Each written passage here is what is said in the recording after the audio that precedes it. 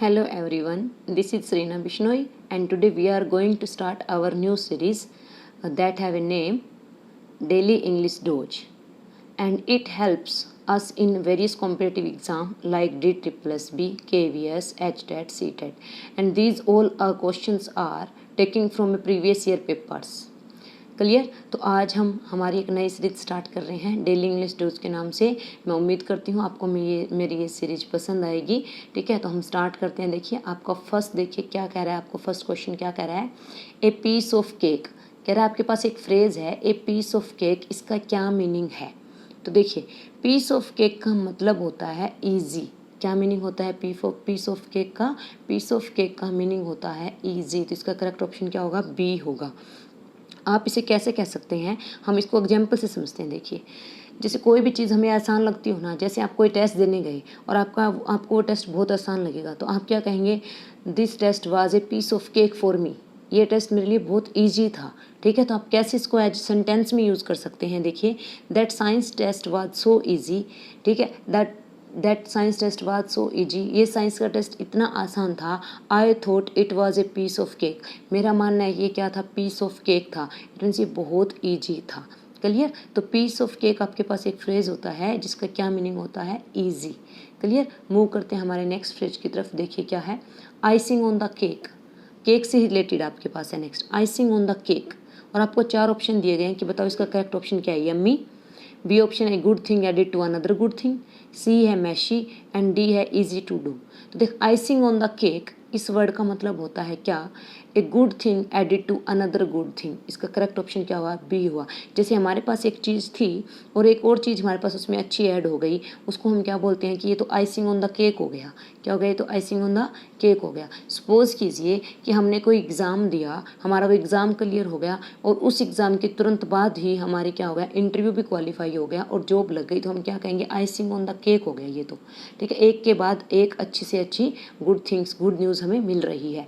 देखिए इसको हम सेंटेंस में कैसे यूज़ करते हैं, बात करते हैं। इसका करेक्ट ऑप्शन क्या हुआ? इसका करेक्ट ऑप्शन हुआ आपके पास ऑप्शन बी।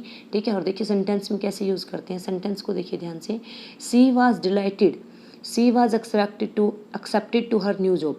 वह बहुत खुश थी क्योंकि उसको अपनी नई जॉब मिली। But having her best friend as a her boss, उसकी जो सबसे अच्छी दोस्त थी वही उसकी बॉस थी। Was just the icing on the cake, ये किसकी तरह हो गया? आइसिंग ऑन द केक की तरह हो गया। देखिए एक गुड न्यूज़ तो ये थी कि वो बहुत खुश थी कि उसे जॉब मिली है, पर उसके ऊपर एक चीज़ अच्छी क्या हो गई कि उसकी जो बेस्ट फ्रेंड है वही उसकी क्या है? बॉस है। तो इसका करेक्ट ऑप्शन क्या हो हमारे पास? Option A. ठीक है, a good thing added to another good thing, आप कह देंगे आइसिंग ऑन द केक। अब देखिए आपके पास नेक्स्ट क्या आता है। नेक्स्ट आपके पास क्या है? देखिए ध्यान से, ए बोल्ट फ्रॉम द ब्लू। ठीक है, ए बोल्ट फ्रॉम द ब्लू बहुत ही इंपॉर्टेंट एक फ्रेज है, बहुत बार यूज किया जाता है। देखिए ये ऐसी चीज़ें हैं, ये ऐसी वोकेब है जिसे हम हमारी डेली लाइफ में भी यूज़ कर सकते हैं। ठीक है, जैसे आपको कोई चीज़ आसान लगे तो आप कह दोगे ये पीस ऑफ केक है। इससे क्या होता है? हमारी वोकेब भी इंप्रूव होती है, हमारी नॉलेज भी इंक्रीज होती है। तो देखिए थर्ड आपके पास क्या है? ए bolt from the blue means क्या हुआ? ए कंप्लीट सरप्राइज, पूरी तरह से हैरान कर देना। ठीक है, समथिंग अनएक्सपेक्टेड, कोई ऐसी चीज़ कर देना जो हमने एक्सपेक्ट ही ना किया हो। जैसे सपोज कीजिए आप अपने घर पर गए और आप घर पे गए तो आपके पापा ने आपको आईफोन गिफ्ट कर दिया और आपने कभी सोचा भी नहीं था कि आपको आपके फादर आईफोन गिफ्ट करेंगे। तो ये आईफोन गिफ्ट करना आपके पापा को आपको क्या कहलाएगा? ए बोल्ट फ्रॉम द ब्लू। इसका एग्जाम्पल देखते हैं सेंटेंस में कैसे यूज कर सकते हैं हम इसे। तो देखिए सेंटेंस में, the news of her marriage was a bolt from the blue.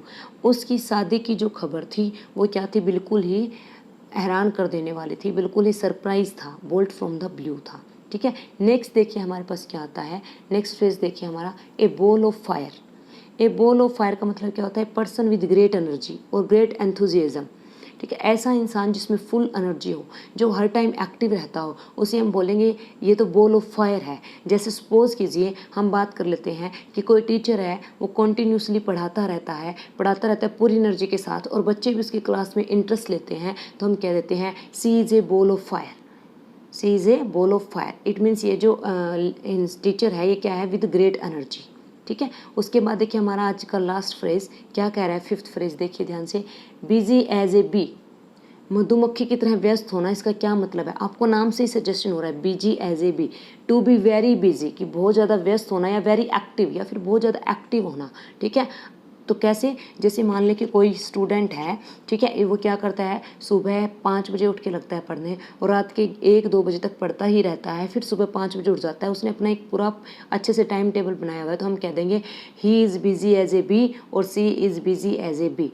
इसका एग्जाम्पल देखिए, आपको इसको सेंटेंस में कैसे यूज़ करते हैं। इसका एग्जाम्पल क्या है, देखिए, she is busy as a bee always going to meetings and organising party. कह रहे जो ये जो है ये बिजी एज ए बी है, क्योंकि हमेशा मीटिंग्स के अंदर जाती है और पार्टीज़ को ऑर्गेनाइज करती है। तो आज आपने 5 फ्रेजेस पढ़े। मैं होप करती हूँ आपको अच्छे से समझ में आ गया होगा, और ये वो फ्रेजेस हैं जो आप डेली लाइफ में यूज़ कर सकते हैं। जैसे आपको कोई टीचर टीच कर रहा है, वो बहुत अच्छा पढ़ाता है, तो आप उसे क्या दे सकते हैं, आप उसे कॉम्प्लीमेंट दे सकते हैं कि ma'am you are a ball of fire, और sir you are a ball of fire, you are a person with great energy. इससे आपको याद हो जाएगा, ठीक है। या फिर आप कह दो कि आप कोई काम कर रहे हो और जैसे आपको क्या है कि टीचर पढ़ा रहा था, पढ़ाते पढ़ाते टीचर ने आपसे टेस्ट ले लिया, सरप्राइज टेस्ट ले लिया, तो आप क्या कहोगे, ma'am this is the bolt from W, this news is the bolt from W. ये आपने एकदम अनएक्सपेक्टेडली, हमने सोचा ही नहीं था आप आज टेस्ट लोगे, आज आपने हमारा टेस्ट ले लिया। और सपोज़ कीजिए आपका टेस्ट वो बहुत इजी आ जाता है, तो आप क्या कह देंगे, ma'am this test was a piece of cake. ये जो टेस्ट था ये क्या था, पीस ऑफ केक था। तो मैं उम्मीद करती हूँ आपको ये 5 अच्छे से समझ में आ गए होंगे, ठीक है।